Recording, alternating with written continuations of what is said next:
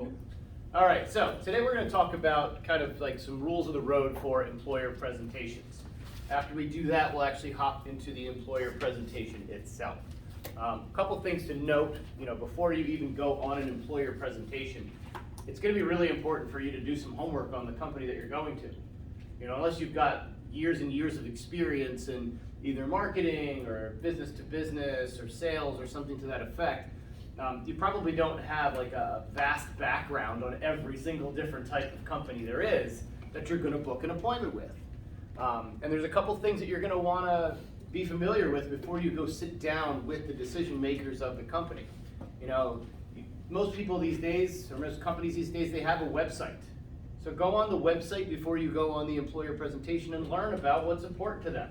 How many years they've been in business? Do they have a mission statement? What is their central focus in the marketplace? If they're a plumber, are they residential strictly, or are they commercial strictly, or are they residential and commercial? Look and find the information about the company, because when you finally do go sit down with the decision maker of the company, you sound more educated to them, which builds confidence in them about you, but it also builds confidence in you as it pertains to how you're going to present the programs to them. You almost feel like you know about them before you sit down with them, as opposed to just totally going in there cold and trying to wing it, right? See who their competitors are in the area. What are the other companies that do what they do, right? Find out possibly if their competitors have our services. So you can very easily parlay that in your conversation with the decision maker, right? We all have the ability to go online or call Colonial Life and ask them if an account exists. So for instance, if I was in Union, New Jersey, and I went to I knew I had an employer presentation with J&J Plumbing, I would Google the information, find out if they have a website, look and see, what they do and where they specialize, and then I'd look up the other plumbing companies in the area. I'd then take some time, maybe 5-6 minutes, call Colonial Life, say, hey, just want to look up these other 2 plumbing companies that are close by to see if they have our services. If they do, great, you can use that in a conversation. Hey, just so you know, so-and-so has this and has that for a while. If nobody does, that's okay too, but it's better to be able to know whether or not somebody else has the services or not before you walk in there, so you can use that, right? But can you drop that there are a lot of other plumbers that we work with? You could, but you could, but that's very general. It's nice to know if there is other ones that specifically have that, right? Mm-hmm. You could use it as a generalization, but I like to be able to hey, this person has it, that person has it. In fact, you could even take it a step further, since most of you are out going business to business prospecting, and you have a list, and you have the names of the other businesses that are on that street where that company is. You can look up those other businesses and see if they have it. In fact, you can do that right in Agent Assist, can't you? Yeah. You could literally go right into Agent Assist and figure out if anything else is an account in that area. And then you can say, hey, this company, and this company, and Union all have our services. These guys? Fantastic. Now you've got that in your conversation. Does everybody understand this? So do some due diligence. Don't just walk in there cold. Start from scratch, okay? If you don't know much about plumbing companies, do a little research, right? Figure out what the difference between, residential is and commercial is and all that fun stuff. Even though it sounds very matter of fact, but learn a little bit about it, Now, that's the first part. When you show up for an employer presentation, you need to be there at least 15 minutes early, okay? That's a rule of thumb. It should be that way for every meeting you ever conduct. You should always be 15 minutes early. Sometimes I'll even go 20 minutes early, because I figure it takes them about 5 minutes to dig the decision maker or the HR person who I'm scheduled with out of the back office.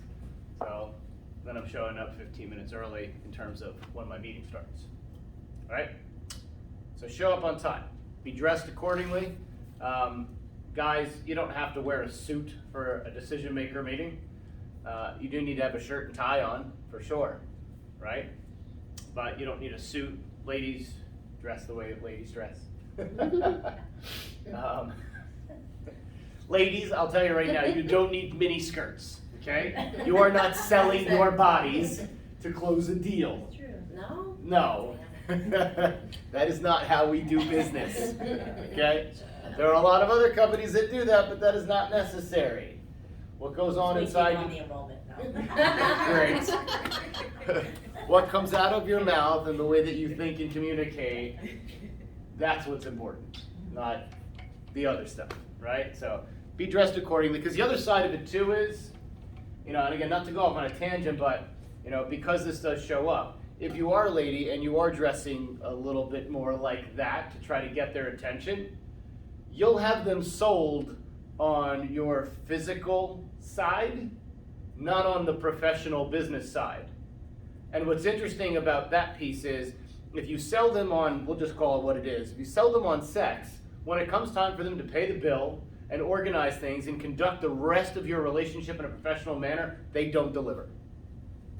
So don't even bother walking down that road. It does not serve any points whatsoever. Does everybody understand that? Awesome. Cool. So dress accordingly. Now, you're going to go into the meeting. You're going to really bring two things with you. Okay? You'll bring a pad and a pen, right? That's not the two things, but they kind of go together, right? So, this makes you look very consultative, right? There's some content today that I'm going to share when we get into the decision maker meeting, and I'll break it down at the end of the decision maker meeting as to what that content is, where you can actually go online to Proper and pull something called a business survey off of Proper and use it as kind of a cheat sheet for a lot of the information that I'm going to go over in the center of the presentation.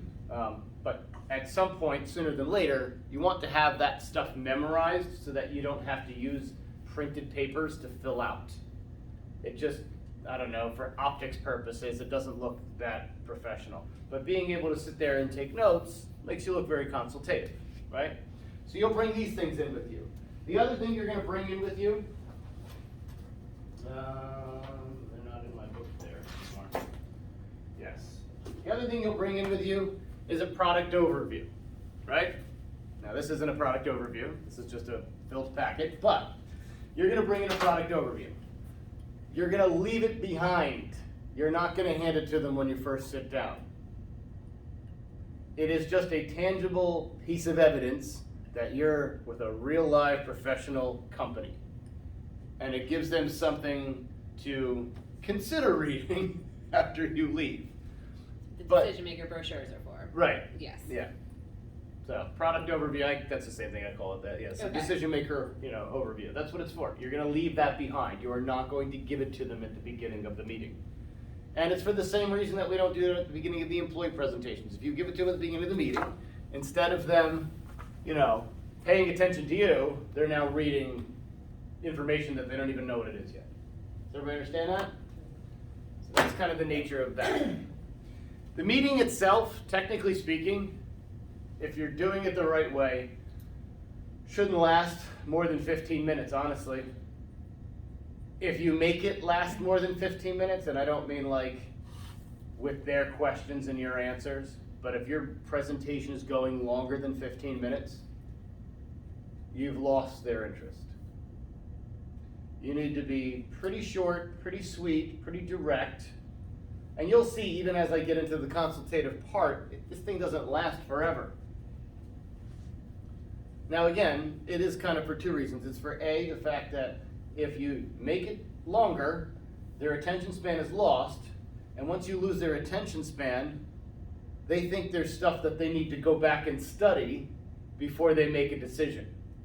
Like they've tuned you out after 14, 15 minutes, and not because of any other reason than they're human. There's nobody in this room that really has an attention span that's longer than 15 minutes on any given topic. That's just not how we're wired, right? So if you make this presentation longer than 15 minutes, they're gonna tune you out. They'll come back to life when you finally finish after 30 minutes, and they'll say what? Can you please leave some information behind, and we'll get back to you. And it's because you didn't dumb it down and make it short and sweet so they could get it and easily come to a point of decision, right? The other reason is, most of you, if you're using it in the presentation, when you're closing on setting up a meeting, it's a brief 15-minute meeting to see if we're a fit, right? If you do this longer than 15 minutes, you've done the opposite of what you said you would do. And we always want to do what we say we're gonna do. Everybody understand that? Awesome.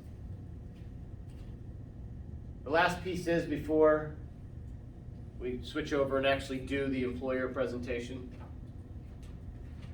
you cannot walk out of there without another meeting. You're gonna see at the end of our demo, I am gonna close. But every once in a while, the other person, the decision maker, is not ready to close, for whatever reason. 9 times out of 10, it's because they're either A, not the full decision maker, and they don't wanna just come out and say that, or B, they've got other stuff on their mind and other things going on that they don't wanna share with you. And so they're just trying to get you kind of out of there. And again, that's okay. That's business, right? But don't leave without another meeting booked. If that ends up being the case, say, no problem, let's do this. Let's get back together again next week at this same time. Does that work for you? I'll put it in my calendar. Go ahead and put it in yours. We'll just reconvene then. No matter what they say, if they're not moving forward with what you're asking them or telling them that you're gonna do next, then don't leave that meeting without another meeting booked. Everybody understand that? Awesome. So you can pause that. Now we'll hop into the employer presentation.